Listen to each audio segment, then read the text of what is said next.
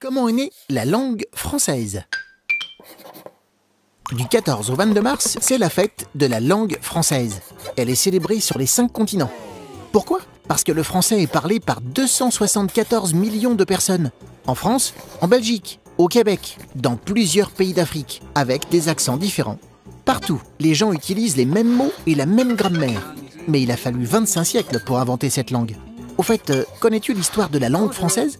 Au 5e siècle avant Jésus-Christ, la France parle 3 langues. Le grec, le ligure et le gaulois. En moins 50, les Romains envahissent la France avec leur langue, le latin. Au 5e siècle, le peuple des Francs prend leur place. Ils prononcent le latin à leur manière, ajoutent leurs mots et créent ainsi une nouvelle langue, le roman. En 800, Charlemagne remet le latin dans les écoles et les églises. Alors, les gens cultivés parlent latin et le peuple roman.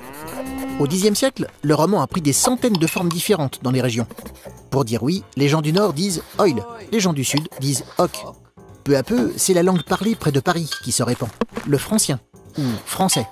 Pour que tous les habitants se comprennent, le roi François Ier décide en 1539 que les lois seront rédigées en français. Et après la Révolution, l'école se fait en français. Au fil des siècles, des mots étrangers entrent dans la langue française. Pays est un mot gaulois, prudence est latin, magasin est arabe, et Internet est anglais. Tu vois, une langue, c'est vivant.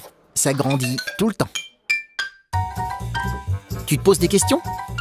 Nous, on y répond.